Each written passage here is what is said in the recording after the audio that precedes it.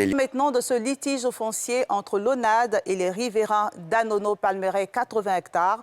La cause du conflit, la décision de l'Office national de l'assainissement et du drainage de construire un barrage de rétention d'eau sur un site occupé par des particuliers. Les résidents accusent l'ONAD de vouloir démolir leur habitation sans préavis ni dédommagement, ce que refute l'Office qui dit agir en application des décisions du Conseil national de sécurité. Le reportage de Yéli Traoré et de Fulgence Kissiedo. Les habitants du quartier Anono-Palmeraie, 80 hectares, ne sont pas contents. À raison de leur courroux, la décision de l'Office national de l'assainissement et du drainage, ONAD, de démolir leurs habitations afin d'y construire un barrage de rétention d'eau, en application des décisions du Conseil national de sécurité du 21 juin 2018, visant à une libération des emprises des réseaux et ouvrages d'assainissement des eaux usées de drainage des eaux pluviales. C'est dans ce cadre que vendredi dernier, les agents de l'ONAD, accompagnés par des forces de l'ordre, sont arrivés dans le quartier avec des engins de démolition. Après avoir démoli les habitats précaires, les habitants se sont physiquement interposés pour empêcher la démolition des maisons en dur. Le jeudi, on m'appelle du bureau à 10 h. On me dit « Ah, ils sont en train de casser ». Je dis « Casser ?» Alors je laisse mon travail directement ici. Je viens effectivement, ils sont en train de casser. Alors je demande à l'agent qui est sur place, je dis « Mais vous cassez jusqu'où ?»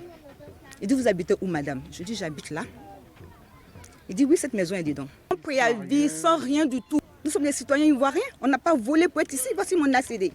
Je l'ai depuis 2019. Après la pluie de 2018, que nous avons reçu la visite de l'ONAD, et nous disons que ce terrain est occupé par l'État et que l'État doit faire un bassin sur notre terrain ici. Alors, nous avons demandé, mais si l'État doit construire un bassin ici, qu'est-ce que nous faisons? L'ONAD nous dit que l'État veut détruire tout, les 80 hectares, c'est-à-dire 122 terrains. Le même sort devrait être réservé aux chantiers de ce marché qui avait pourtant toutes les autorisations requises.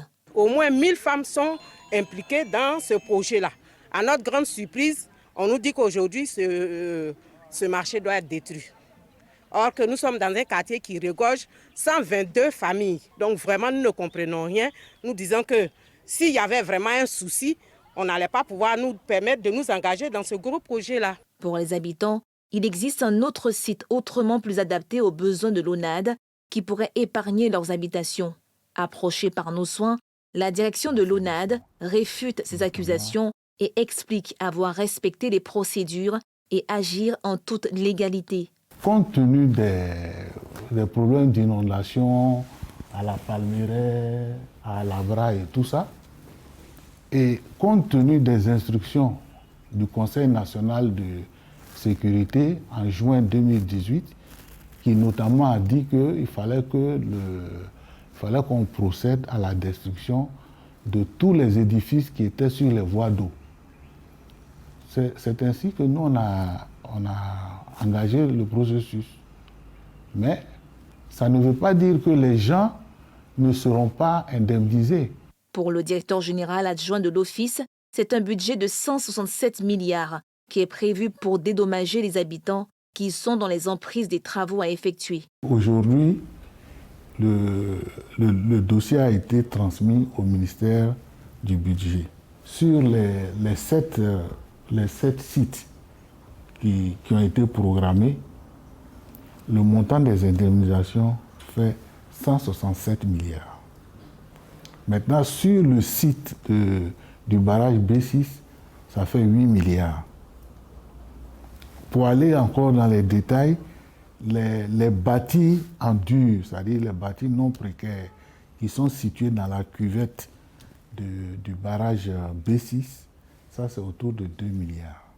En période normale, l'idéal serait qu'on indemnise ces gens,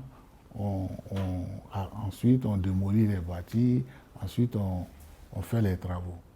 Mais aujourd'hui, l'État n'a pas les moyens de réagir immédiatement. Mais d'un autre côté, il y a l'urgence de faire face aux inondations.